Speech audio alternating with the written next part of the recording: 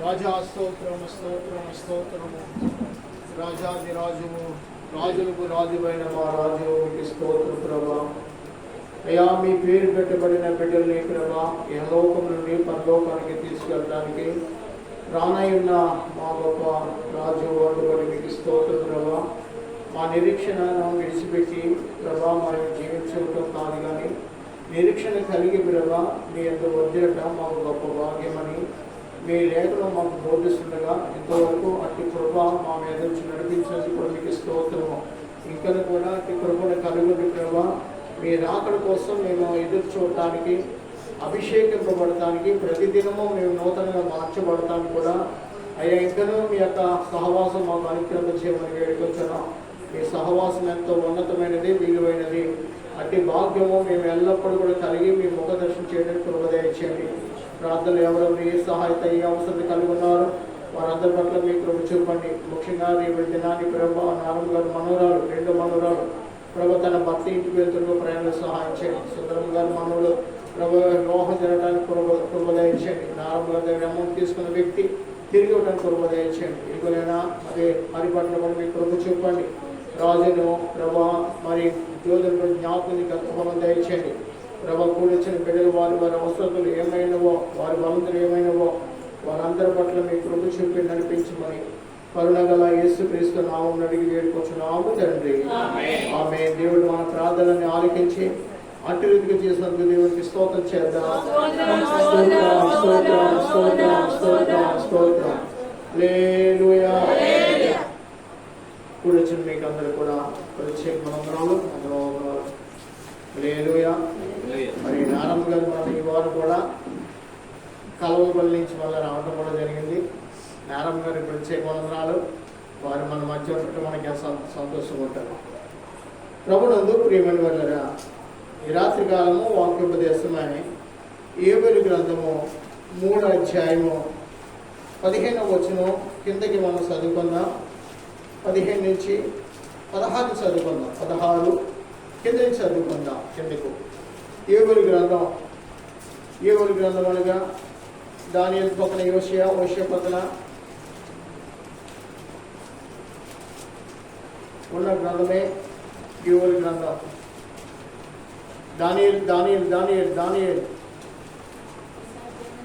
దానియేలు యోబేలు గ్రంథము 3వ అధ్యాయము 16వ వచనం చదువుకుందాం. యెహోవా సియోనులో నుండి గర్జించుచున్నాడు. యెరూషలేములో నుండి తన స్వరము వినపడచేయుచున్నాడు. భూమి ఆకాశములు వణుకుచున్నవి. అయితే యెహోవా తన జనులకు ఆశ్రయమగును. ఇశ్రాయేలుకు దుర్గముగా నుండును. అన్ని జనులుగా మీదట దానిలో సంచరింపకుండా యెరూషలేము పరిశుద్ధ పట్టణముగా ఉండును. దేవుడైన యెహోవాను నేనే నాకు ప్రతిష్ఠితమగు సియోను పర్వతమందు నివసించుచున్నానని మీరు తెలుసుకొందురు. ఆ దినమందు పర్వతములలో నుండి ద్రాక్షారసము పారును. కొండలలో నుండి పాలు ప్రవహించును. యోదా నదులన్నిటిలోను నీళ్లు పారును. నీటి ఊట యెహోవా మందిరములో నుండి ఉబికి పారి సిత్తీము లోయను తడుపును. సరిపోతుంది. దేవుడికి స్తోత్రం కలిగాక. పరిశుద్ధ గ్రంథాన్ని అమ్మా దానియేలు గ్రంథం, తర్వాత హోషేయ, తర్వాత యోబేలు గ్రంథం. సరే, ప్రభునందు ప్రియమైన వాళ్ళని ఆలకించండి. ఈ యోబేలు గ్రంథాన్ని మనం చదువుకుంటే యోబేలు అనగా రక్షణ అంటే రక్షణ కర్త అని కూడా మనం అనుకోవచ్చు. అయితే 3వ అధ్యాయము యోబేలు గ్రంథం యావత్తు కూడా సంఘం యొక్క బలహీనత ఏమైనదో, సంఘము ఏ రీతిగా దేవుని యందు వర్ధిల్లాలో, ఏ రీతి కట్టబడాలో దేవుడు మనకు ఒక మాట మనకి ఇచ్చినాడు. చూడండి యోబేలు గ్రంథం అక్కడ 13వ మొదటి అధ్యాయం 13వ చూడండి. 13వ చూడండి. ఒకసారి నేను చదివి మీకు వినిపించేస్తాను అంతే, దాని గురించి చెప్పడం తర్వాత. యాజకులారా, యాజకులారా గోనెపట్ట కట్టుకుని గోనెపట్ట కట్టుకుని అంగలార్చుడి బలిపీఠం వద్ద పరిచర్య చేయవారులారా రోదనము చేయడి, నా దేవుని పరిచారకులారా గోనెపట్ట వేసుకుని రాత్రి అంతా గడుపుడి. ఎలా గడపాలంట? రాత్రంతా కూడా ప్రార్థనతో గడపాలి. రాత్రంతా కూడా నైవేద్యమును ప్రాణార్పణమును మీ దేవుని మందిరముకు రాకుండా చాలండి. ఏమంటండి? నైవేద్యం కూడా రాకుండా నిలిచిపోయి. సరే, ఆ మాట నేను ఎంత చదివిన తర్వాత మీకు జ్ఞాపకం చేస్తాను. 16 వచనం 3:16 మనం చదువుకుంటే, యెహోవా సియోనులో నుండి గర్జించుచున్నాడు, యెరూషలేమును తన స్వరము వినబడ చేస్తున్నాడు, భూమి ఆకాశం వణుకుచున్నాయి. వినండి, దేవుని స్వరము వ్యక్తపరచుండగా ఏవి వణుకుతున్నాయంట? భూమి ఆకాశం కూడా వణుకుపోతున్నాయి. ఏం వణుకుతున్నాయండి? భూమి ఆకాశాలు కూడా వణుకుపోతున్నాయి. ప్రియమైన వాళ్ళారు వినండి, భూమి ఆకాశాలు వణకటానికి కారణం ఏంటంటే దేవుడి స్వరం మహాగంభీరమైనది. హల్లెలూయా. ఆ గంభీరమైన స్వరాన్ని, ఆయన గంభీర స్వరంతో దేవుడు మాట్లాడుతుండగా భూమి ఆకాశం అంటే, ఇక్కడ కుర్చీ తీసి అక్కడ ఇక్కడ కుర్చీలు ఉన్నాయి, జ్యోతి పట్టుకెళ్ళండి. భూమి ఆకాశములో ఏమవుతుందంట? వణికిపోతున్నాయి.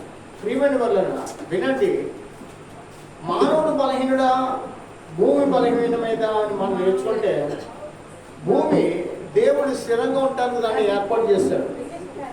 భూమి స్థిరంగానే ఉండాలంట. తర్వాత మానవుడు కూడా దేవుడు ఏర్పాటు చేసుకోవడం అతడు కూడా స్థిరంగా ఉండే నిమిత్తమే. అయితే మానవుడు తన స్థిరత్వాన్ని కోల్పోయాడు. దేని కోల్పోయాడంట? దేవుడు మానవుడికి స్థిరత్వం ఇచ్చాడు, ఆ స్థిరత్వాన్ని ఏం చేశాడు? కోల్పోయాడు. కోల్పోవడానికి కారణం ఏంటంటే ఆజ్ఞ అతిక్రమమే పాపం. ఇక్కడ మనం కూర్చున్న వాళ్ళలో ఎన్ని పాపాలు ఉన్నాయి చెప్పండి? మనలో ఎన్ని పాపాలు ఉన్నాయి?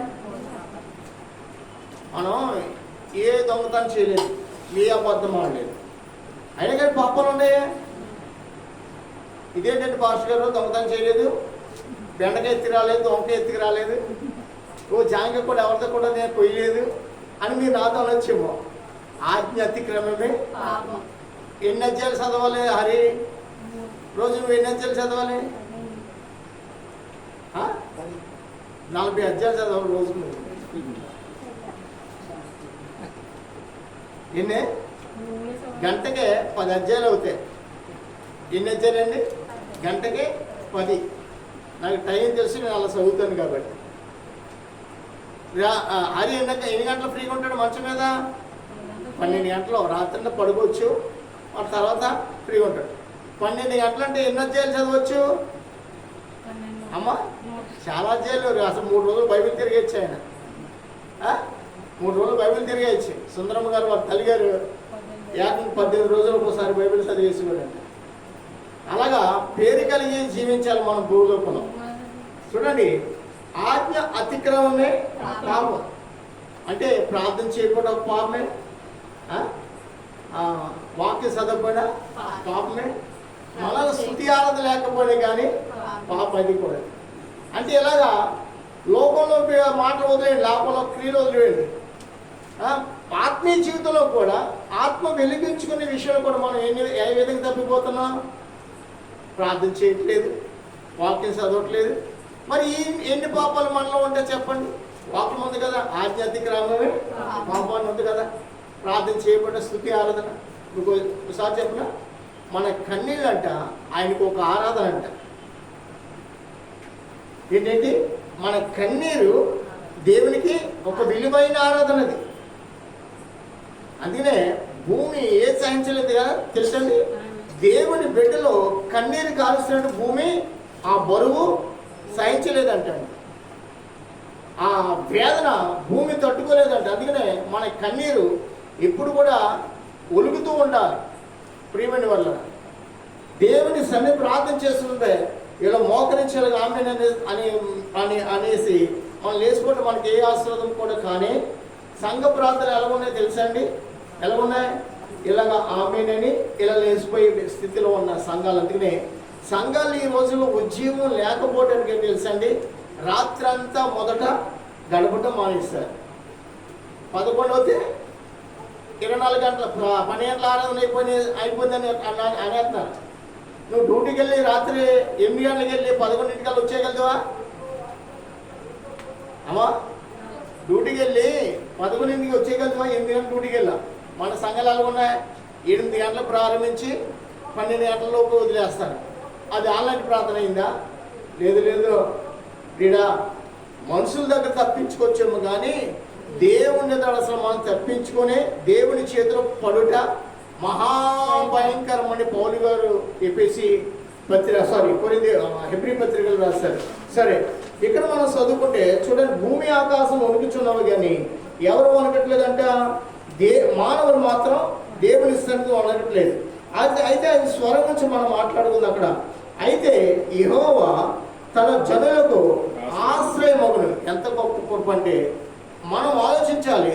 భూమి ఆకాశాలు ఆయన ఎదుటి పారిపోయినా కానీ మనకి ఎవరు ఆశ్రయం ఉంటారు? దేవుడు ఆశ్రయం ఉంటున్నాడు. హల్లెలూయా. భూమి ఆకాశాలను ఎదుట సహించలేవు. భూమి ఆకాశాలు ఆయన ఎదుటి పారిపోతాయి. అయినా కానీ దేవుడు మనకి ఆశ్రయమై ఉన్నాడు. కావున భూమి ఆకాశాల మీద మనం మనసు పెట్టకూడదు, కానీ ఎవరి మీద మనం మనసు ఉండాలి? దేవుని మీద మన మనసు, మన గురి ఉండాలి. ఎందుకంటే భూమి ఆకాశాలు శాశ్వతం కాదు. మనం మంచం నుంచి దుప్పటి ఎలా లాగేస్తామో దేవుడు భూమి ఆకాశాలని అలా లాగేసి దేవుడు ఏదైనా చేయడానికి శక్తిమంతుడు ఉన్నాడు. దేవునికి స్తోత్రం కలగాలి. అటువంటి శక్తి సామర్థ్యము కలిగిన దేవుడు మన దేవుడు కాబట్టి మనం ఎంత శక్తిమంతులుగా ఉండాలో తెలుసా అండి? ఎంత ఆరాధన దైవికముగా ఆరాధన కలిగిన దైవికమైన జీవితాన్ని ఎంత చేపట్టాలో తెలుసా అండి? ఈ రోజుల్లో క్రైస్తవ సంఘంలో ఆ యొక్క ఉజ్జీవం కానీ ఆత్మ కానీ లేనే లేదు.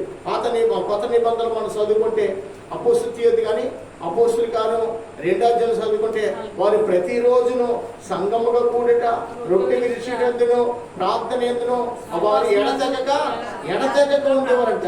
వారి ఆస్తులు ఏమి కూడా ఆస్తులు పెంచుకోవడం కాదు, కానీ ప్రభు కోసం వాటిని సమర్పించి వాళ్ళు ఎవరైనా తక్కువ వారికి పంచిపెట్టేవారంట. ఆ ఉద్యమం ఈ రోజుల్లో ఉందంటే ఆ ఉద్యమం ఈ రోజుల్లో ఆగిపోయింది. ఆత్మ చల్లారిపోయిందండి. ఏమైందంట? ఆత్మ చల్లారిపోతుంది. అయితే యోవేలు గ్రంథం ఇవన్నీ కూడా దర్శనం చూసి భక్తుడు ఇలా మనకి సెలవిచ్చాడు. 17వ వచనం చూడండి. 17వ వచనము, ఇశ్రాయేలుకు దుర్గంగా ఉండును, అన్యజనులకు మీదట దానిలో సంచరింపకుండా. 17వ వచనం కదండి. అన్యజనులకు మీదట దానిలో సంచరింపకుండా యెరూషలేము పరిశుద్ధ పట్టణముగా ఉండును. దేవునికి స్తోత్రం కలగాలి. దేవుని యొక్క పట్టణం ఎటువంటిదంట? మహాపరిశుద్ధమైన పట్టణం అండి. ఎటువంటి పట్టణం అంట? మహాపరిశుద్ధమైన పట్టణం. ఆ పరిశుద్ధమైన పట్టణంలో మనము ఈ లోక సంబంధ జీవితాన్ని కలిగి ఉండి ఏమాత్రం కూడా ప్రవేశించని. దాంట్లో ఎవరు ప్రవేశిస్తున్నారు? పరిశుద్ధంగా, పరిశుద్ధత కలిగి, పరిశుద్ధతను ప్రేమించి, పరిశుద్ధతలో వారు పాలుపొప్పుడు పొందుచు జీవించిన వారు మాత్రమే ఆ పరిశుద్ధమైన పట్టణంలో వారు చేర్చబడుతున్నారు. క్రీడ ఒకవేళ ఈ రాత్రి ప్రభు వస్తే మన హృదయాలు పరిశుద్ధంగా ఉన్నాయా? మన జీవితం పరిశుద్ధంగా ఉందా? మనం దేవుని రాకడ ఎత్తబడే వారు ఉన్నామా అని కనిపెట్టుకుని ఒకరినొకరు మనం ఏం చేసుకోవాలి? ఆలోచన కలిగి, నేను ఈ రాత్రి కానీ ప్రభు వస్తే నా ప్రభుతో నేను ఎత్తబడాలని ఆలోచన మనం కలిగి ఉంది కాక. అన్యులు ఎవ్వరు కూడా చేరంట. అన్యులకు సంబంధించిన అన్య ఆచారాలు కానీ, మాటలు కానీ, క్రియలు కానీ, ఏ తలపులు కానీ విశ్వాసంలో ఎక్కడ కూడా ఉండకూడదు. నువ్వు వెనక ముందు ఎంత చూస్తా నాకు పోయింది.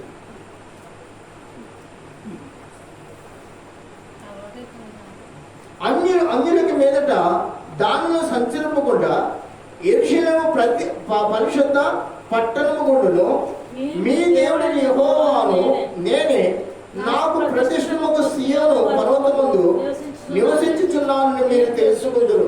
వినండి, సువార్త ఏం ప్రకటించబడుతుంది తెలుసా? ఆయన పరిశుద్ధుడు కాబట్టి మనము కూడా పరిశుద్ధంగా ఉండాలని దేవుడు మనకు తెలియపరిచారు. పేతురు మన పేతురు కూడా ఆయన పరిశుద్ధుడు కాబట్టి మీరు కూడా పరిశుద్ధంగా ఉండమని ఆయన కూడా సువార్త చెప్పాడు. పౌలు గారు కూడా ఈ సువార్తల్లో ఎక్కడ చూసినా కానీ ఆయన పరిశుద్ధత గురించి, ఆయన నామం గురించి, ఆయన యొక్క శక్తి గురించి ప్రకటిస్తూనే ఉన్నారు భక్తులు. ఎందుకు ప్రకటిస్తున్నారు? ఆయన అంత పరిశుద్ధ కలిగి ఉన్నప్పుడు మనలో ఆ పరిశుద్ధత లేకపోతే మనం దేవుని బిడ్డలము కానేకం. చూడండి, వస్త్రాల పరిశుద్ధత ఉంటుందంటే ఎవరు ఒప్పుకుంటారా? ఏంటండి, వస్త్రాల పరిశుద్ధత ఉంటుందా? వస్త్రాలు ఏ మాత్రం పరిశుద్ధత ఉండదు. మనం పెట్టుకున్న వాచ్, మనం పెట్టుకున్న ఉంగరాలను, మనం పెట్టుకున్న ఏ గొలుసులను, ఏవైనా ఏట్లైన పరిశుద్ధత ఉంటుంది. దేంట్లోనూ పరిశుద్ధత ఉండనే ఉండదు. మరి పరిశుద్ధత మానవుడు ఎలా కలిగి జీవించగలడంటే దేవుని వాక్యము బట్టి మాత్రమే. గట్టిగా స్తోత్రం చెప్తున్నా. దేవుడు తన వాక్యాన్ని మనకి ఇచ్చాడు.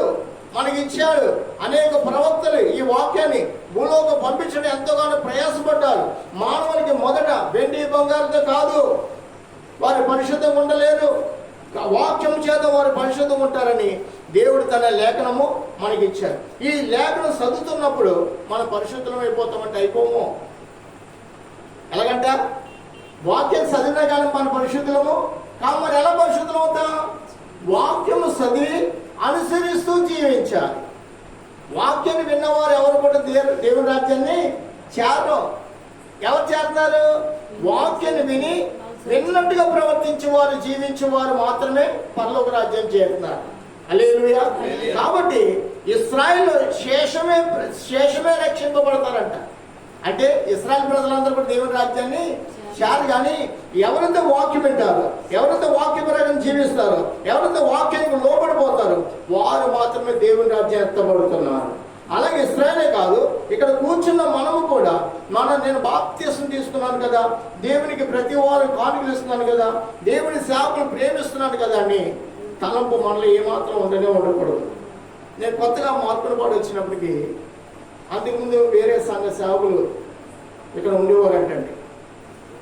ఒక కుటుంబం ఆ భాషగా ప్రతిరోజు భోజనం పెట్టేవారంట. వాళ్ళు మళ్ళీ వేరే వాళ్ళు ఎవరు పెట్టేవారు కదంట. ఎవరో వాళ్ళు పెట్టేవారు కానీ ఇంకెవ్వరు పెట్టేవారు కదంట. కానీ ఈ భాష వంటగా భోంచేత నేర్చుకున్నాడు. కానీ ఈ ఇంటి వారిని దేవుని సాహసంలోకి ఏమాత్రం కూడా నడిపించలేదు. నేను వచ్చిన కొత్తలో ఆయన మళ్ళా వారికి ట్రాన్స్ఫర్లు అంటే నేను వచ్చిన 2 నెలలు 3 నెలలు ట్రాన్స్ఫర్ అయిపోయింది. అయితే ఆ ఇంటి వారి గురించి నాకు చెప్పారు. ఆ భాష గారికి, భాషమ్మ గారికి, వాళ్ళ పిల్లలకి ఈ ఇంటి వారు భోజనం పెడతారంటే నేను అనుకున్నాను, ఎంత ప్రార్థన పనులు, ఎంత విశ్వాసంలో గొప్ప వాక్యం కలిగి ఉన్నారేమో అని నేను వారి గురించి అనుకునేవాడిని. ఒకరోజు ఆదివారం నేను ఉదయం వస్తే ఆ ఇంటి వారు అందరూ కూడా ఇంట్లోనే ఉండిపోయారు. ఏంటిలో సేవకులకు భోజనాలు అంటున్నారు, మరి ఇంటికి కూడా ఉండిపోరు ఏంటి అని నేను అడిగితే వాళ్ళు ఎప్పుడు సంఘానికి వెళ్ళరండి. ఏంటంట సేవకులకు భోజనం పెడుతున్నా, కడుపు నింపుతున్నారు, కానీ వీళ్ళు ఎక్కడికి వెళ్ళరంట, దేవుని ఎదురుకి వెళ్ళరంటే వాళ్ళు. నేను అడిగా, మరి సేవకుడు కూడా వీళ్ళు అనిపించలేదంటే, సేవకుడు కూడా చెప్పడండి మీరు గొప్ప విశ్వాసాలు అంటారండి. సేవకుడు ఏంటి సంఘానికి రాని వల్ల, ఏంటి వాక్యం వినని వాడిన, ఏంటి ప్రార్థనలు తెలియని వాడిన. ఒక రోజు నాకు సమయం దొరికింది, వాళ్ళ ఇంట్లో ఫంక్షన్ అయితే బైబిల్ చదివా వాళ్ళ ఇంటి వాళ్ళని పిలిచాను. ఒక్కరు చదివేవారు లేరండి, ఒక్కరు లేరండి. వారు బైబిల్ చదివేవారు, ప్రార్థన చేసేవారు. నేను అడిగా, ఇదా మీ సేవకుడు మీకు బోధించింది, అతను కడుపు నింపుకుంటున్నాడు, కానీ మీ ఆత్మ రక్షణ కోసం ఒక్కరోజు కూడా మిమ్మల్ని ఆ సన్నిధికి నడిపించడం కానీ, ప్రార్థన కానీ, వాక్యం గురించి కానీ తెలియపరచలేదా ఇదా అని నేను గట్టిగా ఖండించానండి. సేవకుడు అనేవాడు కడుపు నింపుకోవటం కాదు, ఆత్మలను రక్షించి ఆత్మలను దేవుని రాజ్యానికి అప్పగించాలి. దేవునికి స్తోత్రం కలగాలి. ఏంటి అన్నం పెడుతున్నాడు, మీకు ప్రార్థన లేదా, దేవుని సంఘానికి వెళ్ళరా, ఇదా అసలు సేవకుడు ఎలా భోజనం చేస్తున్నాడు? వాస్తవంగా సేవకుడు ఎక్కడ భోజనం చేయాలి తెలుసండి? లోతైన అభిషేకం కలిగి ఉంటే అక్కడ సేవ భోంచేయాలి. అందరూ పిలుస్తారు, పాస్టర్ గారు మా ఇంట్లో అడుగు పెడితే మాకు దీవెన, మా కోసం ప్రార్థన చేస్తే మాకు దీవెన. కానీ పరిశుద్ధ గ్రంథాలు లేదు. కడుపు నింపుకునే సేవకులకు రమ్మగా చెప్పాలి. కడుపు నింపుకునే సేవకులకు అమ్మో ఎస్కేల్ 34 వచ్చింది రండి. ఎస్కేల్ 34 వచ్చామనుకుంటా చూడండి. కడుపు నింపుకునే సేవకులకు శ్రమ అన్నాడు. 2వ వచనం చూడండి, 34 వచనం. ఇశ్రాయేలు కాపరుల గురించి ఈ మాట ప్రవచించుము, ఈ కాపరులతో ఇట్లనము, ప్రభువు యెహోవా సెలవిచ్చినదేమనగా తన కడుపు నింపుకుని ఇశ్రాయేలు కాపరులకు శ్రమ.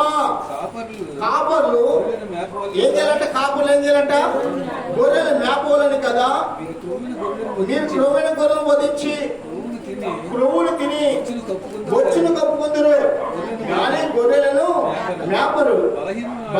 బలహీనమైన వాటిని మీరు బలపరచరు, రోగము గల వాటిని స్వస్థపరచరు, గాయపడిన వాటిని కట్టుకట్టరు, వేలు వేసిన వాటిని మళ్ళా తోలిని రారు, తప్పిపోయిన వాటిని వెదకరు.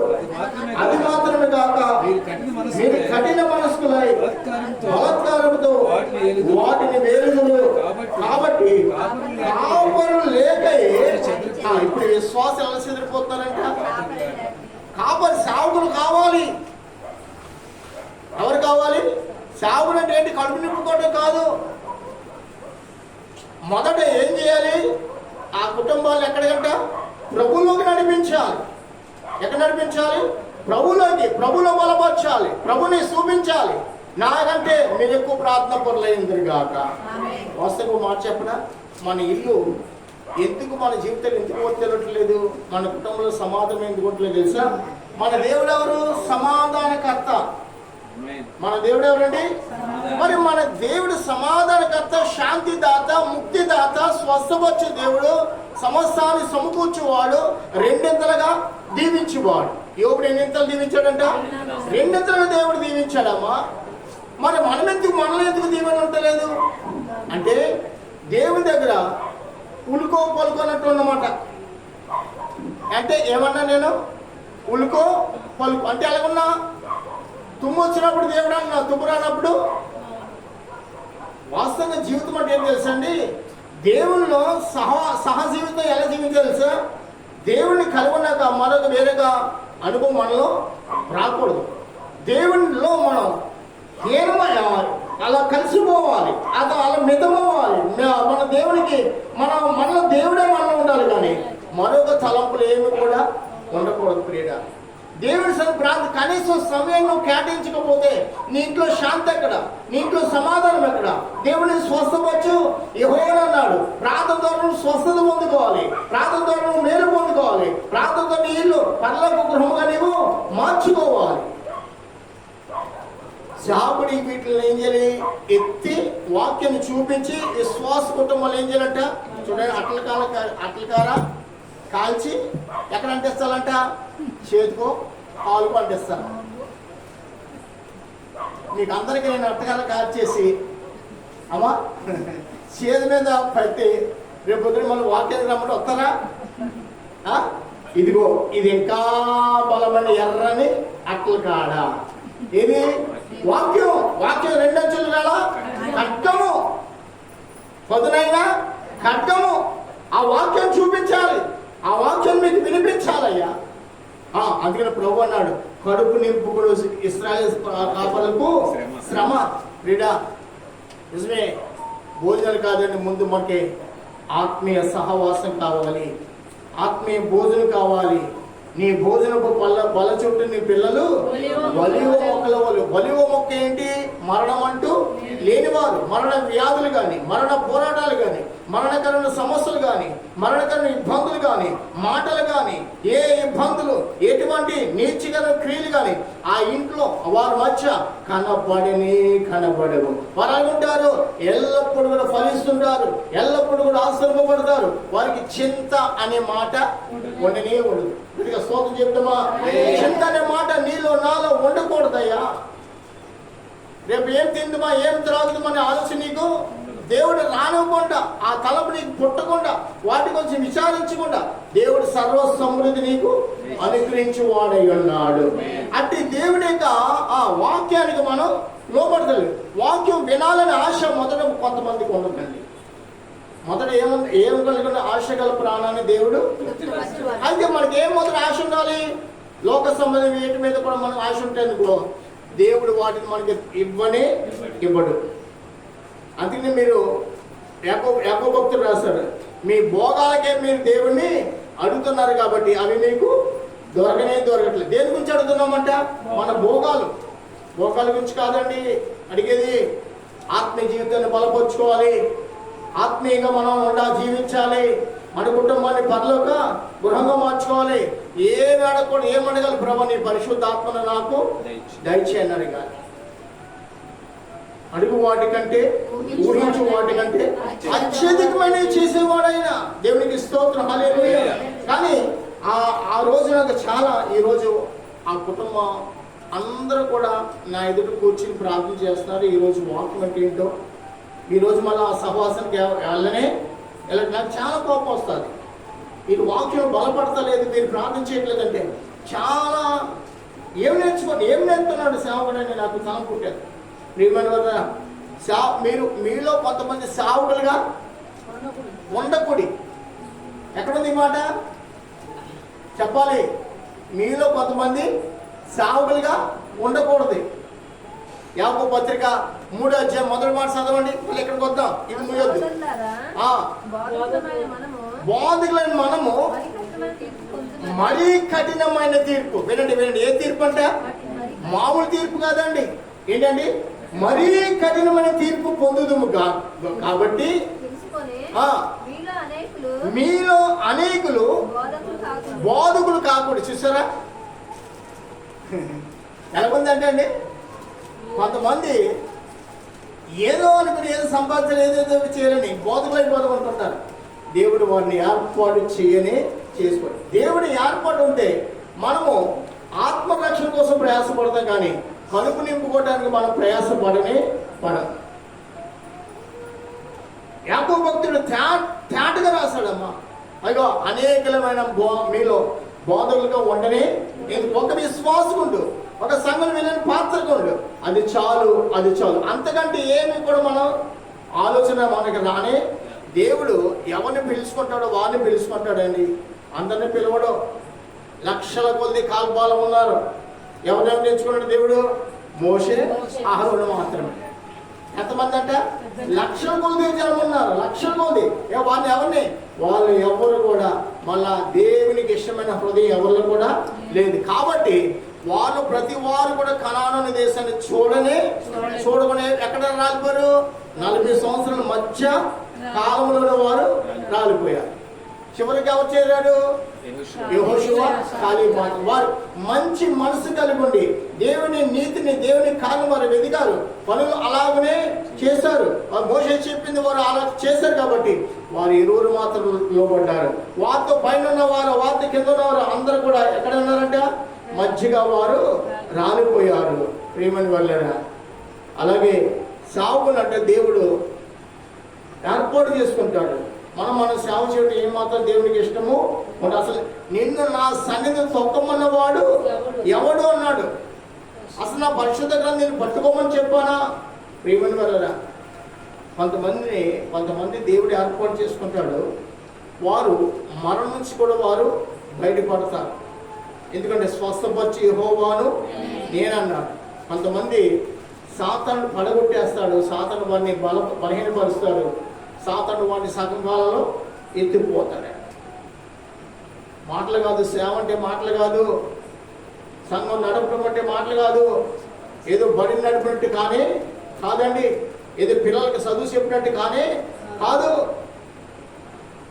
ఇది ఆత్మీయ దాహం తీర్చాలి. ఆత్మీయ మార్గం అని ఏమైందో, ఆ జీవజలపు నదులు ఏమైనవో వారికి మనం సమృద్ధిగా వారికి త్రాగించాలి. ఇక్కడ మూడవ వచనం మాట చూడండి. మీరు క్రొవ్విన గొర్రెలను వధించి కొరువును తిని బొచ్చుని కప్పుకుందరు కానీ గొర్రెలు మేపరు అంటే వారికి వచ్చిన లాభాన్ని బట్టి వారు ఏం చేస్తారంట, ఏం చేస్తారు, గొర్రెలు అంటే హెచ్చరిక చేయరు, పాలన చేయరు, వాక్యాన్ని చూపించరు, ఖండితమైన వాక్యాన్ని గద్దించే మాటలు వారు బోధించలేరు. మళ్ళీ 4వ వచనం చూడ, 4వ వచనం, బలహీనమైన వాటిని మీరు బలపరచరు కానీ రోగం గల వాటిని స్వస్థపరచరు. మనం ఆగండి, దేవుని వాక్యం మొదట ఎవరికి మొదట చూపించాలి? బలహీనమైన వారిని మనం ఏం చేయాలంటే వాక్యం చేత వారిని బలపరచాలి. వారికి డబ్బు ఇచ్చి ఏంటండి, వారికి వస్త్రాలు ఇచ్చి వారిని వారికి ఆహారం బస్తా ప్యాకెట్ ఇచ్చేసి ఇది కాదు దేవుని వాక్యం. ఏంటి దేవుని వాక్యం అంటే తర్వాత ఇవన్నీ చేయాలి. ముందే ప్రకటించాలి, వాక్యం ప్రకటించాలి. ఏం చేయాలండి, ముందు వాక్య ప్రేమ చూపించాలి, వాక్యంలో రక్షకుడైన ఆ యొక్క రక్షణ కార్యం ఏమైనా వారి గురించి వివరించాలి. అప్పుడు మీరు ఏం చేస్తారు, మీరు బలం పొందుకుంటారు. మొదట ఆత్మీయ బలం కావాలి, ఆత్మీయ మహిమ కావాలి, ఆత్మ పోలిక మనలో కనబడాలి. కాబట్టి దేవుడు మొదట మనకి ఏమిచ్చాడు, వాక్యం ఇచ్చాడు. బలహీనమైన వాటిని మీరు బలపరచరు, రోగం గల వాటిని స్వస్థపరచరు. అంటే రోగంతో ఉన్న వారి కోసం కనీసం 2 రోజులను ఉపవాస ప్రార్థన చేయాలి. ఆ వ్యక్తి దగ్గరికి, ఆ వ్యక్తి దగ్గర అంటే మరణకరమైన రోగాలు కొంతమందికి వస్తాయి. క్యాన్సర్, ఎయిడ్స్ ఇటువంటి వ్యాధులు వస్తాయని వారు తెలుసుకుంటారు. ఏంటి తెలియకుండా వారు ఏం చేస్తారు, మూర్ఖపు పనులు చేస్తూ ఉంటారు. తర్వాత వ్యాధి వచ్చినప్పుడు అయ్యో అయ్యో నా కోసం ప్రార్థన చేసేవారు ఎవరు కూడా లేరంట. ప్రియమైన వల్ల నేను మా ఊళ్ళో జరిగిన చిన్న సంగతి చెప్తున్నాను. ఒకరుడు మరీ తెగించి గ్రామంలో తిరిగేవాడంట. నేను అప్పుడు మధ్యప్రదేశ్లో ఉన్నాను. సంఘం మీద రాళ్ళు వేయటం, సంఘ సేవకుల విరుద్ధంగా మాట్లాడటం. వారి తల్లిదండ్రులు దేవుని సన్నిధికి వచ్చేవారు, కానీ కుర్రోడు మాత్రం వచ్చేవాడు కానీ కాదు. అయితే సభ పెడతాడు. ఓ రోజు పూట 3 రోజులు పూటలు జరుగుతుంది కదా, ఆ పూటల మీద కూడా రాళ్ళు విసిరాడంట.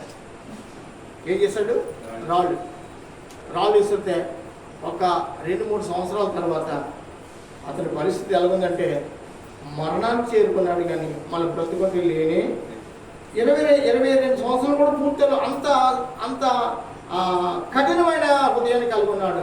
వెంటనే నాకు చాలా బాధ, అయ్యో ఏంటో వాడు నా కళ్ళ ముందు చిన్నోడు ఈరోజు అలా చేశాడా అకస్మాత్తుగా చచ్చిపోడంటే. ప్రియమైన వల్ల దేవుని సేవను అపనమ్మిక వారిగా ఉండకూడదు, దేవుని సేవను నిర్లక్ష్యము చేయకూడదు. దేవుని సేవ బట్టి ఏదో లాభం ఆశించుట కానీ కాదు. మొదట ఏం చేయాలి, వారిని బలపరచాలి. అమ్మా యేసుక్రీస్తు నన్ను స్వస్థపరచు. దేవుడు యేసుక్రీస్తుకి ఏదైనా అసాధ్యమా? ఎండిపోయిన ఎముకల్ని కూడా ఏంటండి, ఎండిపోయిన ఎముకలు కూడా జీవం ఇచ్చిన దేవుడు, లెక్కింపలేని సైన్యంగా మార్చిన గొప్ప దేవుడు. హల్లెలూయా. మన వ్యాధులు, మన బాధలు ఏమా ఆయన ముందు ఏమాత్రం అవి చిన్నవి.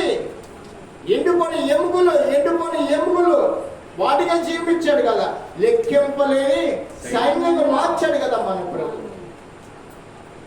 మన వ్యాధులు పట్టి, మన బాధలు పట్టి మనం కుమిలిపోకూడదు. నా ఇంటికి వచ్చిన శోధన అనుకోకూడదు. మనం దేవుణ్ణి ఏమాత్రం శోధించకూడదు. యోబు ఎక్కడ శోధించాడంటే ఏమి శోధించలేదు, కానీ నా విమోచకుడు సజీవుడు అన్నాడు. నన్ను విమోచించేవాడు ఎవరో ఈ దినాన్ని కూడా నా పక్షాన సజీవ క్రియలైనా చేయగలడని విశ్వాసం ఉన్నాడు. నిజమే, ఆ విశ్వాసం అతన్ని 2 ఆస్వాదించింది. 2 ఆ భార్య ఉంది, మళ్ళీ ఎంతమంది పిల్లలంట, మళ్ళా 10 మంది పిల్లలు మళ్ళా పుట్టారు. అంతకంటే అందమైన కుమార్తెలంట. ప్రియమైన ఇప్పుడు పరలోకంలో యోబుకి సంతానం ఎంత? 20 మంది. ఎంతమంది అండి? 20 మంది యోబుకి సంతానం. వాళ్ళు కూడా అక్కడ సజీవులు ఉన్నారు.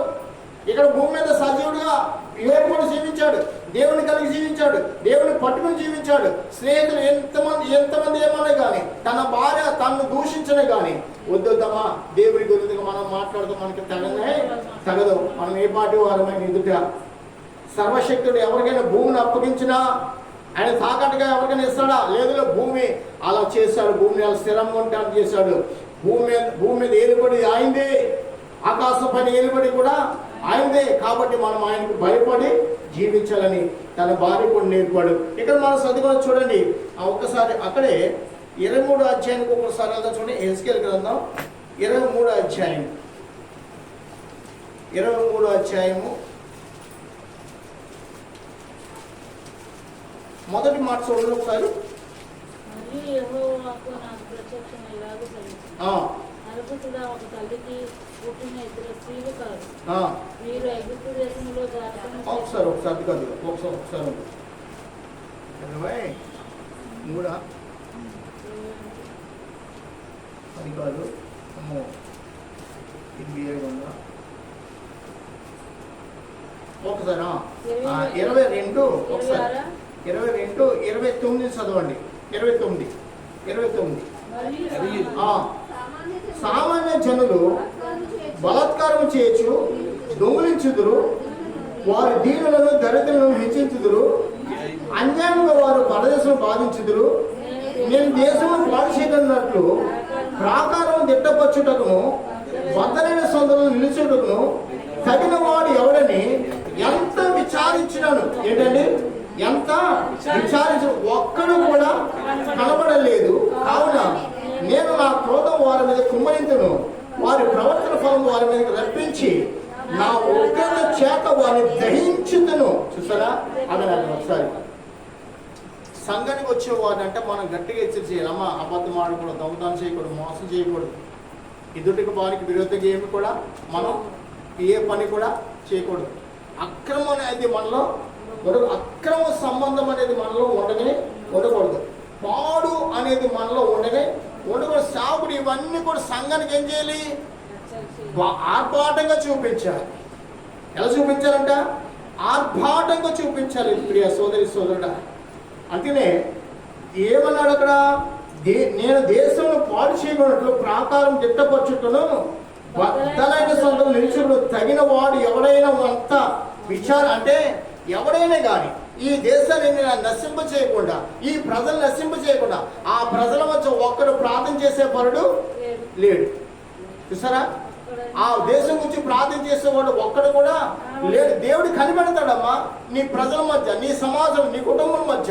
నీవు నేను ప్రార్థన చేసే అనుభవం ఉన్నామా లేవా? నీవు నేను పరిశుద్ధ గ్రంథాన్ని పట్టుకుని ఒక గంట ప్రభా నా కుటుంబం, నా చుట్టూ ఉన్న కుటుంబీకుల పరిస్థితినైనా నేను వీరందరిని బలపరచవా, వీరి ముఖదర్శనం నైనా వీరు నీ ముఖదర్శనం చేయాలి, వీరి కోసమే ప్రార్థన చేస్తున్నాను. నేనా ఎజ్రా ఇర్మీయమని తెలుసా? ప్రభా మా పితరులు చేసిన పాపాలు నేను ఒప్పుకుంటున్నాను, నేను చేసినట్టుగా ఒప్పుకుంటున్నాను. ఏం చేశాడు? ఎజ్రా, ఇర్మియా, నెహెమియా ఒప్పుకున్నారండి. మనం కూడా ఏం చేయాలి? మన ప్రదేశం కోసం ప్రార్థన చేయాలి. ఆగస్టు 15వ రోజున సంఘం అంతా ప్రార్థన చేస్తాం. మంచి ఉపదేశం దేవుడు మాకు ఇచ్చాడు. ఎక్కడి నుంచి ప్రారంభించాలని చెప్తాను చూడండి. ఇర్మియా 22:29 చదవండి. నేను ఎక్కడి నుంచి ప్రారంభించి చెప్తున్నాను. ఇర్మియా 22:29 నుంచి ప్రారంభించాను. అక్కడ చాలా శ్రేష్టమైన మాట ఉంటుంది. 22 అండి, 22 ఇర్మియా 29. దేశమా ఎవరి మాట వినాలంట?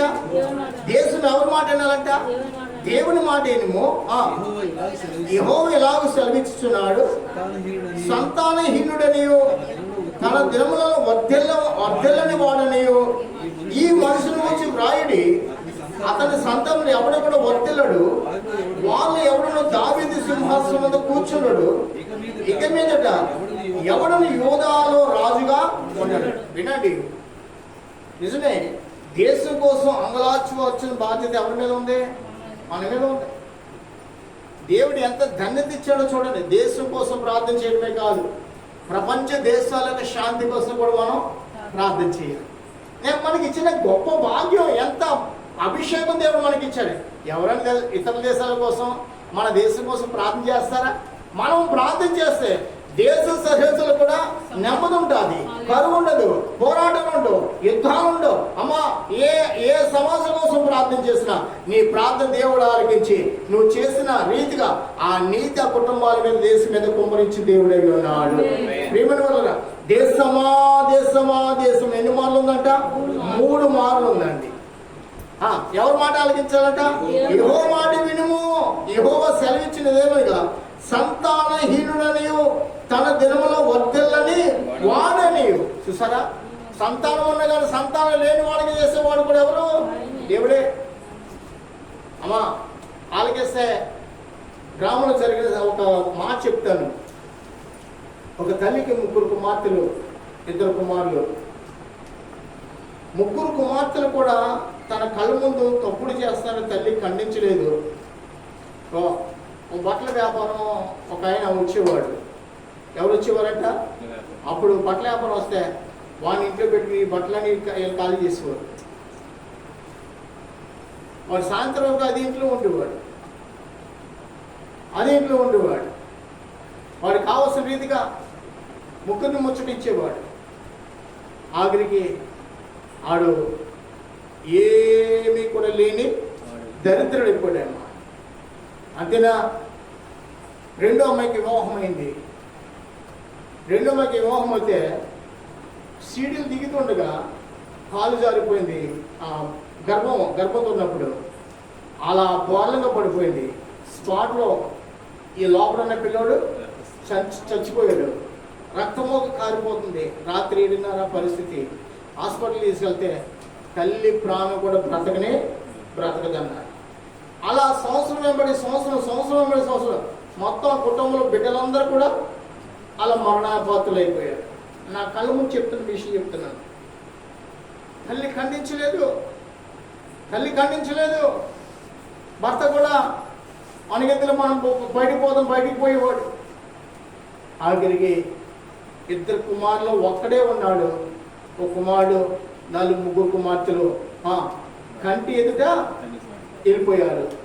అయితే ఏమైందంటే పెద్ద కుమార్తెకి పెళ్ళైనప్పుడు వరుసన 3 కుమారులు పుట్టారు. ఎంతమంది? 3 కుమారులు. భర్త కూడా అక్కడ కూడా వెళ్ళిపోయారు. ఆ ఇంట్లో సంతానహీనుడుగా తన కుటుంబాన్ని ఆమె కన్నులారా చూడవలసి వచ్చింది. అయ్యా, ఈ లోకంలో ముచ్చటించడానికి దేవుడు ఒప్పుకోడు. ఈ లోకంలో వేషాలు తల్లి గృహాల్లో ఏమాత్రం కూడా ఉండకూడదు. పాపం అంట శ్రాపమై మన మీద పడిగిప్పి కాటేస్తుంది. ఎంతకాలం? తరతరాలు కూడా అలాగనే కాటు వేస్తాడు. ఈ కాటు పోవాలంటే ఎప్పుడు? రండి 28:32 అధ్యాయానికి వెళ్తానండి. ఈ కాటు పోవాలంటే ఎప్పుడు? మనం ఎప్పుడు విడిపించుకుంటాం? ఒక కుమారుడు మనకు కావాలి. ఆ కుమారుడు ఎవరో? ప్రభువైన యేసుక్రీస్తు వారు. 32వ అధ్యాయము ఇర్మియా గ్రంథం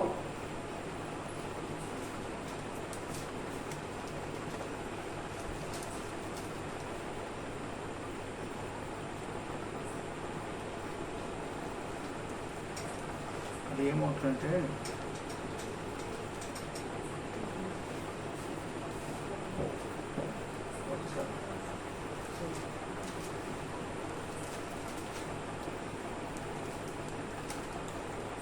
మాట ఏంటంటే నీవు తరతరాలకి కాదు, నువ్వు తరతరాల మనుషుల మీద నీవు పాపము మోపి పాపాలు చూపి రండి ఇక్కడ ఎన్ని వచ్చాయంటే యెషయా గ్రంథం 31వ అధ్యాయం రండి. 31వ అధ్యాయము 32 నేను వాకింగ్ చెప్పడం వచ్చాను. 18వ వచ్చిన చూడండి. 32 కంటే 18వ వచ్చి చూడండి. ఆలోచన విషయంలో 18 చదవండి. 18 నీవు వేవేల మందికి కృప చూపుచు తండ్రుల దోషము వారి తర్వాత వారి పిల్లల వాడిలో వేయుదువు. ఆలోచన విషయంలో నీవే గొప్పవాడు, క్రియలు జరిగించే విషయంలో శక్తి సంపన్నుడు. వారి ప్రవర్తన బట్టి వారి క్రియలను బట్టి అందరికీ ప్రతిఫలం ఇచ్చుటకై నరపుత్రుల మార్గంలో నీవు కన్నులారా చూచుచున్నావు. ఎవరు కన్నులారా చూస్తున్నట్ట? దేవుడు కన్నులారా చూచుచున్నాడు. మన ప్రవర్తనకు ప్రతిఫలము మనకి ఇవ్వటానికి, మన ప్రవర్తన ఏమైందో, మనం ఎటువంటి జీవితాన్ని కలిగి ఉన్నామో దాన్ని బట్టి మనకు ప్రతిఫలం ఇవ్వడానికి దేవుడు మనల్ని కన్నులారా చూచుచున్నాడు. దేవునికి స్తోత్రం కలుగుగాక. కావున ఆలోచన విషయంలో ఎవరంట? ఈయనే. ఒకసారి 16వ వచనం 17వ వచనం చదివితే ఎలాగొంట చూడండి. యెహోవా ప్రభువా సైన్యములకు అధిపతికి యెహోవా, యెహోవా అను పేరు వహించువాడా, సూర్యుడా, మహాదేవ, నీ అధిక బలము చేత, చాచిన బాహువు చేత భూమి ఆకాశం సృష్టించితివి. నీకు అసాధ్యమైనది లేనే లేదు. దేవునికి స్తోత్రం కనుక. ఎంత ఉన్నతమైన వాక్యం చూసారా? దేవుడిని ఎలా పోలుస్తున్నాడంట? అయ్యా ఏమని పోలుస్తున్నాడంట? యెహోవాను పేరు కలిగిన వాడా, యెహోవాను పేరు వహించిన వాడా, సూర్యుడా, మహాదేవ, నీ అధిక బలం చేత, చాచిన బాహు చేత భూమి ఆకాశం సృష్టించిన దేవుడినా. దేవుడికి స్తోత్రం కలిగిన. అదినే ఏమన్నాడు? పిల్లల 18 చూడండి. నీకు 10,000 మందికి కృప చూపుచు తండ్రుల దోషమును వారి తర్వాత వారి పిల్లలను వడిలో వేయవాడు, ఆలోచన విషయం నీవే గొప్పవాడు, క్రియలు జరిగించే విషయంలో శక్తి సంపన్నుడు, వారి ప్రవర్తన ఫలం బట్టి వారి క్రియల ఫలం బట్టి అందరికీ ప్రతిఫలం ఇచ్చటకే నరపుత్రుల మార్గములన్నిటిన నువ్వు కన్నులారా చూచుచున్నావు. దేవునికి స్తోత్రం కలిగాను. వినండి, మీరందరూ వస్తున్నారని ఏదో 2 మాటలు చెప్పి వెళ్ళిపోవటం కాదు. చూడండి, మనిషికంట ఖడ్గముతో కూడిన వాక్యాన్ని కన్నులారా వారికి చదివించి వినిపించాలి. ఏది ఖడ్గంతో కూడిన మాటలు? దేవుడి మాటలు ఖడ్గముతో కూడినవి. అమ్మ వింటున్నాం కానీ ఎలాగుండా తెలుసా? మనం వింటున్నాం ఎలాగుండా తెలుసా? ఎప్పుడు కూడా ఆ ఖడ్గ వాక్యాన్ని కంటే ఎప్పుడు కూడా లోపడాలి, భయపడాలి, వినయం కలిగి మనం జీవించడము. ప్రతి విషయంలో నువ్వు చెంబు నీళ్ళు తీసుకొచ్చే విషయం కూడా నీవు దేవుడు చూస్తున్నాడని, నువ్వు ఇంటికాడ వంట చేసే విషయంలో కూడా నువ్వు నీ తలంపులు, నీ ఆలోచన, ఇవన్నీ కూడా ఎవరు కనిపెడుతున్నారు? దేవుడు కనిపెడుతున్నాడు. దేవుడికి స్తోత్రం కలగాలి. ఇప్పుడు తండ్రుల దోషాన్ని ఎవరు పిల్లల వాడు తరతరాలు కూడా ప్రియుడు. అందుకని చెప్తా, అమ్మ మనలో ఏ దోషం ఉన్నా కానీ మన దోషాలు, మన పాపాలు బట్టి ఎవరు పాడైపోతారు? మన పిల్లలు పాడైపోతారు. పిల్లలు రక్షించేవాడు ఎవరు? పిల్లలు మనల్ని విడిపించేవాడు ఎవరు? అమ్మా ఎవరు? అయ్యా వాక్యంలో ఏమన్న మాట దేవుడు అంటే కాదు, కానీ అక్కడ వాక్యం ఉన్న మాట మనం చదువుకుందాం. ఏంటంటే నాకు ఇప్పుడు ఇది ఒకసారి వాక్యం చదివి వినిపించాను. నాకు ఇప్పుడు ఆ మాట జ్ఞాపకం అందుకని కొంచెం ఇబ్బంది అయింది. యెషయా 49 అధ్యాయానికి ఒకసారి వద్దాం చూడండి. 49 అధ్యాయం.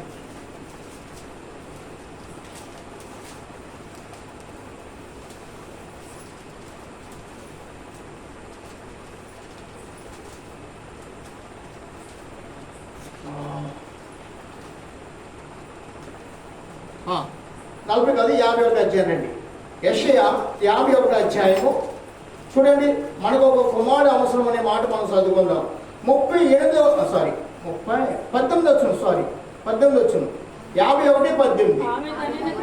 ఆమె కనిన కుమారులందరిలో ఆమెను దారి చూపగలవాడు ఎవడని కూడా లేకపోయాను. ఆమె పెంచిన కుమారులందరూ కూడా ఆమె చెయ్యినట్లు చెయ్యి బట్టి కొనివాడు ఎవడు కూడా లేకపోయాను. ఇవన్నీ ఆ భయమును నీకు సంభవించును. నీకు ఓదార్చగలవాడు ఎక్కడున్నాడు? పాడు, నాశనము, కరువు, ఖడ్గము నీకు ప్రాప్తించేను. నేను నిన్ను ఎక్కువ ఓదార్చుదును. నీ కుమారులు మూర్ఛిల్లి ఉన్నారు, దుప్పి వలలో చిక్కబడినట్లు వీధులలో శివరులని వారు పడి ఉన్నారు. యెహోవా క్రోధముతో నీ దేవుని గద్దింతో వారు నిండి ఉన్నారు. ద్రాక్షరసము లేకయే మత్తురాలే శ్రమపడిన దానా, ఈ మాట వినుము.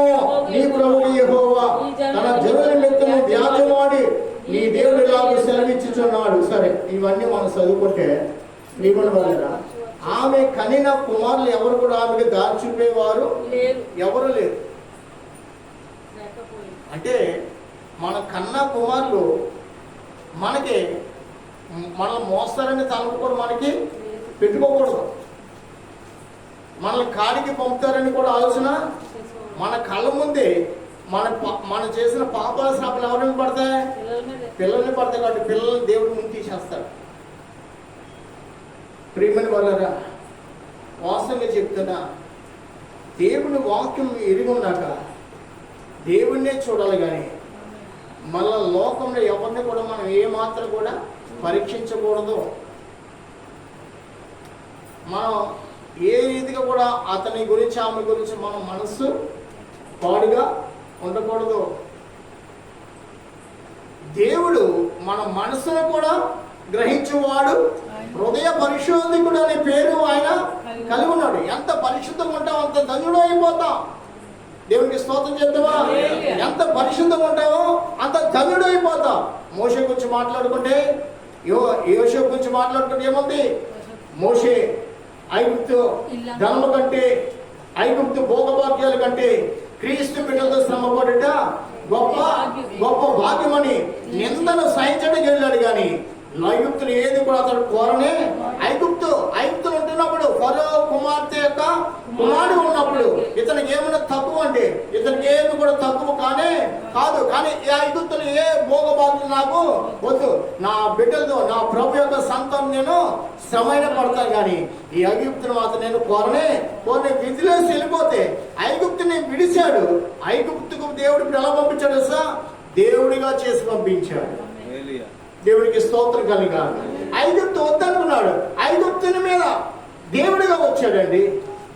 ప్రియమనులరా, ఏదైతే నువ్వు విడిచిపెడతావో, ఏదైతే విడిచిపెట్టి వెళ్ళిపోతావో, అప్పుడు దేవుని పట్ల శ్రేష్టమైన కార్యం చేయడానికి దేవుడు నిన్ను నడిపించేవాడై ఉన్నాడు. హల్లెలూయా. దేవుని వాక్యం ఏదో తెలుసా? అది సామర్థ్యంతో కూడినది. అది ఒక ఖడ్గము, అది ఖడ్గముగానే ఉంటుంది. కానీ మనం ఉంగిపోచేమో, కానీ మన ఆయుష్ తరిగిపోవచ్చేమో, కానీ వాక్యంలో ఎవరు కూడా దాన్ని తీసివేయడానికి ఏమి కూడా లేదు. చూడండి, మనం అనుకుంటాం నాకు ఎంతమంది కుమారులు కదా అనుకుంటాం. ఏమన్నాడు? 18 చూడండి, ఆమెను కనిన కుమారులందరూ ఆమెకు దారి చూపు గలవాడు ఎవడు కూడా లేకుండా, ఆమె పెంచిన కుమారులందరూ కూడా ఆమెను చేపట్టి కొనివాడు లేకపోయాడు. ఈ 2 అపాయములు కూడా నీకు సంభవించను. వారు ఎక్కడున్నారట? ఊరికి చివరన ఉన్నారు. వారు ఎక్కడున్నారట? ఊరు చివరనే వారు ఉన్నారంటే గ్రామానికి చివరి ఏముంటాయి? సమాధులు. గ్రామ చివరి ఏముంటాయి? సమాధుల్లో ఉన్నారు. వారు చేపట్టి నడిపించేవాడు కూడా లేడు. అయ్యా, వాక్యం ఎంతో విలువైనది. వాక్యాన్ని నమ్ముకున్నవాడు ఎల్లప్పుడూ కూడా ధన్యుడుకుంటాడు. ఏ పాపం కూడా మన వస్త్రాన్ని కూడా చెప్పండి, వస్త్రాన్ని కూడా అంటుకోదు. అందుకని పౌలు గారు పేతురు గారు నడుస్తున్నప్పుడు యేసుప్రభు వస్త్రాలు కాదు, వారు వస్త్రాలు ముట్టుకున్న కానీ వారు కూడా స్వస్థత అనుగ్రహించబడి. దేవుడికి స్తోత్రం.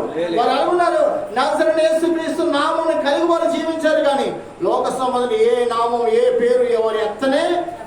దేవునికి స్తోత్రం కలిగారు. మనం ఎవరి పేరు మన నోట రాకూడదు. దేవుని పేరు, దేవుని మాట మన నోట వచ్చిన గాక. ఎక్కడున్న కానీ మన దేవుని మాట గురించి మనం మాట్లాడదు గాక. ఎందుకు నాలుగు ఇచ్చాడు? దేవుని గురించి మాట్లాడడం నాలుగు ఇచ్చాడు. కానీ లోకంలో గురించి మాట్లాడటానికి, లోకంలో ఉన్న వాటి గురించి నువ్వు మాట్లాడటానికి దేవుడు నీకు నోరు ఇవ్వలేదు. ఒక రోజు మనం ఈ మాట బట్టి దేవునికి లెక్క చెప్పాలి. నీ విశ్వాసం ఏమైందో, నీవు ఏ బ్రతుకున్నావో ఆ రోజే దేవుడు నిన్ను పరీక్షించబోతున్నాడు. ఆ పరీక్షలో నీ ఓడిపోతావేమో. అందుకనే మరొక మాట అక్కడికే ఎక్కడ మనం చదువుకున్న మాట ఎక్కడండి? చెప్పండి. సారీ, ఏవరి గ్రంథానికి వెళ్దాం. మళ్ళా ఏవరి గ్రంథానికి వెళ్ళి చూడండి. ఇక్కడ 2వ అధ్యాయం 1వ అధ్యాయం చదివి వినిపించాడు కదా. 1వ అధ్యాయం 17-12 మాట చూడండి. ద్రాక్ష చెట్లు చెడిపోయాను, అంజూరపు చెట్లు కూడా వాడిపోయాను, దానిమ్మ చెట్లు, ఈత చెట్లు, జల్దర్ చెట్లు, తోటలన్నీ చెట్లన్నీ కూడా వాడిపోయాను. నరులకు సంతోషం ఏమీ లేదు. నిజమే, వాక్యం లేకపోతే 9:50 చూసా ఎంత టైం కలిసిపోయింది. అక్కడ నేను ఇప్పుడే ఉన్నట్టు నీకు చాలా వాక్యం ఉంది. అంటే అక్కడ చూడండి, దయచేసి నాకు క్షమించండి, 10 నిమిషాలు ఎక్కువ చెప్తాను ఈరోజు. అనంతలక్ష్మి గారు మీకు అప్పుడు ఎంత కాలు వచ్చేసినాయి. 12 చూడండి. ద్రాక్ష చెట్లు పాడైపోయాను, అంజూర చెట్లు వాడిపోయాను, దానిమ్మ చెట్లకు, ఈత చెట్లకు, జలదర చెట్లను, తోట చెట్లను కూడా వాడు, అంటే భూలోపల ఉన్న కుటుంబ మానవులందరూ కూడా ఏమైపోయారంట? పాడైపోయారయ్యా. సంతోషమేమీ లేదు. ఎక్కడ చూసినా ఏడిపే, ఎక్కడ చూసినా వ్యాధులు, ఎక్కడ చూసినా అప్పులే, ఎక్కడ చూసినా పోరాటాలే. ఏ కుటుంబానికి వెళ్ళినా ఏదో వ్యాధి, ఏ కుటుంబానికి వెళ్ళినా ఏదో అప్పు, ఏ కుటుంబానికి వెళ్ళినా ఏదో సమస్యలు, అత్తా కోడల మధ్య గొడవలు, అన్నదమ్ముల మధ్య గొడవలు, తోడి కోడల మధ్య గొడవలు, ఆడపడుచుల మధ్య గొడవలు, ఇలాగా కుటుంబాలు ఎన్నెన్నో గొడవలు. ప్రియమైన బదులుగా అందుకనే దేవుడి యొక్క కింద మరొక మాట 13 చూడండి. యాజకులారా గోనె పట్ట కట్టుకుని అంగలాచుడి, బలిపీఠం వద్ద పరిచయం చేయవాలారా రోదం చేయండి, నా దేవుని పరిచారకులారా. సేవకులకు ఉండాలంట, సేవకులకు ఉండాలి తెలుసా? రాత్రంతయు కూడా ప్రార్థన చేసేవారుగా ఉండాలి. అనంతరక్షణ గారికి నిద్ర కళ్ళు ఇతలా అయిపోయింది ఇక్కడ చూడండి. గోడ పట్టు వేసుకుని ఎలా గడపాలంట? రాత్రంతయు గడవాలి. ప్రేమని వాళ్ళ ఆన్లైన్ ప్రార్థన అంటే ఏదో 8ంటికి వెళ్ళి 12కి ఇంటికి వచ్చేయటం కాదు. రాత్రి 4 గంటల వరకు ప్రార్థనలో ఉండాలి. మనం ఎప్పుడు కూడా నిద్రమత్తులుగా ఉండకూడదు. నేను విషయం చెప్తున్నాను. మీ కుటుంబంలో మీరు ప్రత్యేకంగా భార్య భర్తలు ఇద్దరు కూడా రాత్రంతా ఒక రాత్రి ప్రార్థన చేయండి. రాత్రంతా ఒక రాత్రి మీ ఇంటిని దేవుడు దర్శించు దేవుడై ఉన్నాడు. మీ ఇంటిని స్థితిగతులను మార్చు దేవుడై ఉన్నాడు. మన పరిస్థితి మారంటే మొదట మనకి ఏం కావాలి? డబ్బు కాదు, ప్రార్థన కావాలి. ఏం కావాలి? డబ్బు కాదు, ప్రార్థన ఉంటే తర్వాత అన్నీ వస్తాయంట. ఒక చిన్న మాట చెప్తున్నాను చూడండి. ఒక ఇంట్లో ఒక అత్త, ఒక మావయ్య, కోడలు ఉందంట. మిగతా వాళ్ళందరూ కూడా పనులకి వెళ్ళారు. బయట 3 సేవకులు ఉన్నారంట.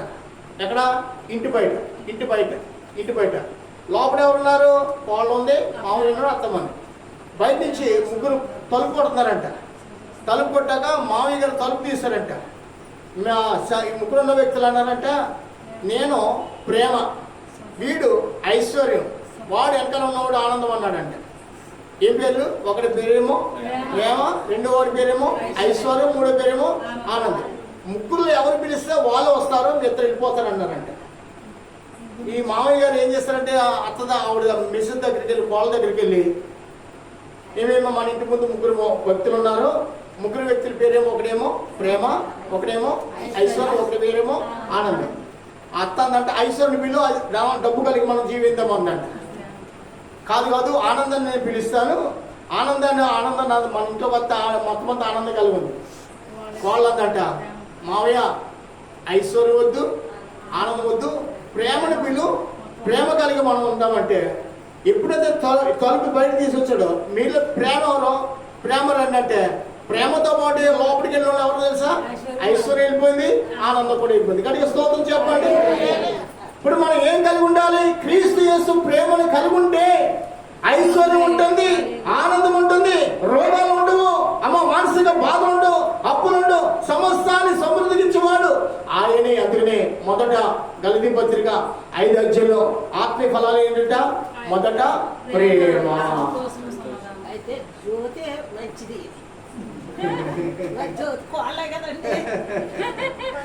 మొదట ఏముంటదంటే ప్రేమ కలిగి మనం బ్రతకాలంటే మన కుటుంబంలో ఏముండాలి? భార్య భర్తల మధ్య ప్రేమ, అన్నదమ్ముల మధ్య ప్రేమ, అత్త కోడల మధ్య ప్రేమ ఉండాలంటే మొదట ఏముండాలంట? ప్రార్థన కలిగించే ప్రేమ మనం కలిగి ఉంది కాక. వాక్యానికి లోబడేవాలి, వాక్యానికి లోబడే ప్రేమ కలిగి ఉంటారు. సంతోషం వారు ఉంటుంది, సమాధానం ఉంటుంది, ఐశ్వర్యం ఉంటుంది. వారి కుటుంబాలు ఏది కూడా కొదువు అనేది ఉండదు. ప్రియమైన వల్ల నా ప్రియ దైవ సంగమా, ఆలకించండి. వాక్యానికి విలువ ఎంత విలువిస్తామో, ఎంత దేవుని ప్రేమించి దేవుళ్ళు మనం బలపడతామో అంతగానే భూలోకం నీ జీవితం అప్పుడు పేరు ఘనత కలిగి వర్ధిల్తాం. దావీదు ఎవరు తెలుసా? గొర్రెలు కాసుకునే ఒక కాపరి.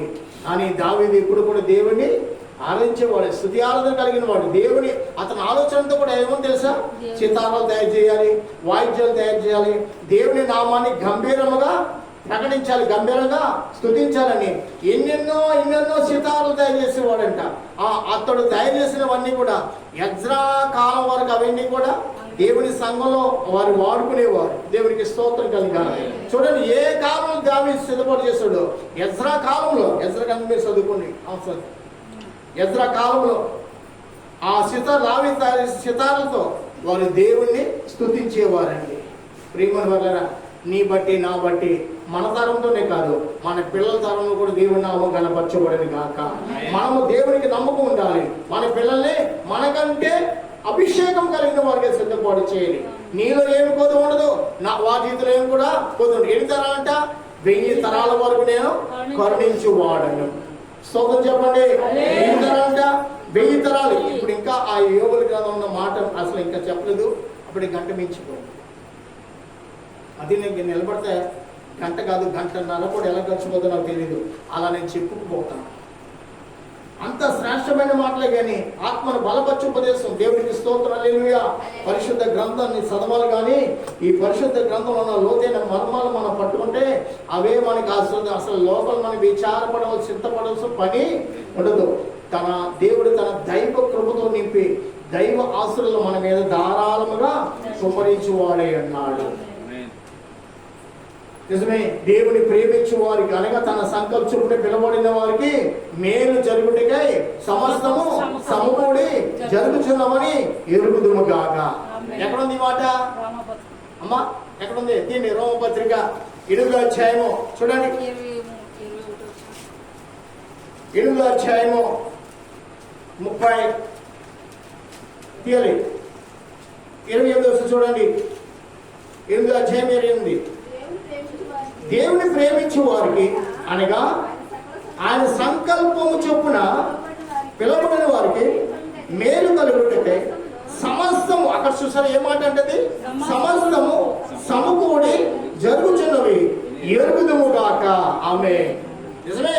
దేవుని ప్రేమించే వారికంట సమస్తం సమకూడిపోతాయి. మన జీవితంలో మనం ఆలోచించవలసిన పని లేదు. మనకి అది కావాలి ఇది కావాలనుకోవాల్సిన పని లేదు. ఒక దానికోసం ఎదురు చూడవలసిన పని లేదు. మనకి ఆలోచన రాకముందే అవన్నీ కూడా దేవుడు మనకి ధారాళంగా దయచే దేవుడు. దేవునికి స్తోత్రం కలగాలి. ఏమి కూడా పొది ఉండదు. ఎప్పుడు వాక్యానికి నువ్వు పరిపూర్ణంగా లోబడినప్పుడు, వాక్యం నాది నువ్వు హత్తుకున్నప్పుడు ఈ వాగ్దానాలన్నీ కూడా నావే నావే నావే. ఎవరు ఈ వాగ్దానాన్ని? ఈ వాగ్దానాలు నావే. నువ్వు పట్టుకోవాలి. ఎప్పుడైతే ఈ వాగ్దానం నమ్ముతావో, ఎప్పుడైతే పరిశుద్ధ గ్రంథానికి నువ్వు లోబడిపోతావో సమస్తము కూడా సమకూడి నీ జీవితం మేలుగా జరిగిపోతుంది. దేవునికి స్తోత్రం. ఇక్కడ దేవుని బిడ్డలకి ఎంత మాత్రం కీడు ఉంటుందని ఎక్కడ కూడా రాయబడలేదు. దేవుని బిడ్డలు ఎప్పుడు కూడా మేలు మేలు మేలు మేలులు కలిగి వారు వర్ధిల్లుతో దేవుడు తన కృపగల నామాన్ని మనకి ఇచ్చారు. హల్లెలూయా. అన్య జనుల వలె, అన్య ఆచారాలు ప్రకటించే వారి వలె మనం ఉండకూడదు. మనం ఎలా ఉండాలి? లోకంలో ఉన్న వారు కాకుండా లోకంలోంచి పిలువబడిన వారు కొంతగాక. లోకం నుంచి దేవుని పిలుపు మేర మన పిలుపును గొప్ప చేసుకోవాలి. మనమే మన పిలుపుని మనం నిలబెట్టుకోవాలి. మన పేరును మనం కాపాడుకోవాలి. మనం పడిపోయిన వారి వలె కాకుండా ప్రభు కోసం నిలబడిన వారిగా ఉందుము గాక. అట్టి దైవ కృప మీకు అందరికీ కలుగును గాక. మిమ్మల్ని అందరినీ నా దేవుడు ఆశ్రయించును గాక. సమస్తము మేలు జరుగుడే సమకూర్చున్నామని ఈ మాట ఎల్లప్పుడూ మీరు చదువుకోండి. మీకు కానీ మీ బిడ్డలు కానీ చింత ఉంటుందంటే ప్రార్థన లేదు, వాక్యం మీ ఇంట్లో మీ హృదయాల్లో లేనే లేదు. ప్రేమమైన పరిశుద్ధుడా, మహోన్నతుడా, ప్రభు ఇది మంచి ఉపదేశాన్ని మాకు ఇచ్చావు. నీ వాక్యాన్ని ప్రభావ మేమెన్నడూ కూడా మరువలేమయ్యా. అటు దైవ గ్రంథాన్ని మాకు ఇచ్చారు స్వామి. ఈ దైవ మర్మములు ఎరుగుట మాకు అవసరమైనా ఈ దైవ మర్మాన్ని కలిగి మీ ముఖ దర్శనం చేయడం మా యొక్క వాంఛ, మా వాంఛ అదే మా ఆశగా మేము బ్రతితే చాలు. మేలు కలిగిడే సమస్తము సమకూడిపోతున్నాయని కూడా మీరు చెప్పి ఉన్నారయ్యా. నిజమే. మీ బిడ్డల ప్రభా అయ్యా దాసులు ఉండడానికి కాదు, తలగా ఉండడానికి ఏర్పాటు చేసుకున్నప్పుడు అయ్యా యేషోబుడు తలగా ఉన్నాడు, దావీదు తలగా ఉన్నాడు, ఇంకా భక్తులు తలగా ఉన్నారు. ఈ వాక్యం కలిగి ఉన్న వారందరికీ తలకి ఉంచడానికి వచ్చి ఇచ్చిరావు నాయన. అవి వచ్చిన వారందరినీ కూడా దీవించండి. వాక్యం విన్న వారందరూ కూడా అట్టి అభిషేకం అట్టి ఆత్మ కలిగి జీవించిన కృప దయచేయమని నేను మరొకసారి మీరు ఆకడాల్సి మళ్ళా మంగళవారం కలుసుకుని ఉపదేశాన్ని ప్రభు వింటానికి కృప దయచేయమని కలువరి నాథుడైన యేసుక్రీస్తు ఘనమైన నామమున అడిగి వేడుకొచ్చున్నాము తండ్రి. ఆమేన్. మన తండ్రి దేవుని యొక్క ప్రేమ, మన రక్షకుడు మన ప్రభు యేసుక్రీస్తు వారి కృప, పరిశుద్ధాత్మ దేవుడి సహాయము సహవాసము ఇప్పుడు మీకు అందరికీ సకల పరిశుద్ధులకు తోడై నడిపించడు గాక. ఆమేన్. ఆమేన్. ఆమేన్. నా ప్రాణమా నా ప్రాణమా యెహోవాను స్తుతించుము. ఆయన చేసిన ఉపకారం దేనిని ఎంచదు.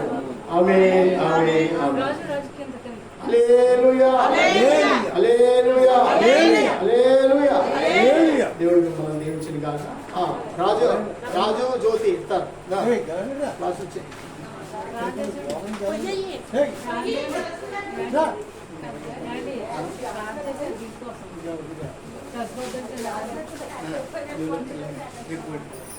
రాజు మీకు స్తోత్రం. పానం బట్టి ప్రార్థించి పానం పరిశుద్ధమని ఆశ్రయించమని ఓకే. క్లాస్ వచ్చి నువ్వు నాకు కాదు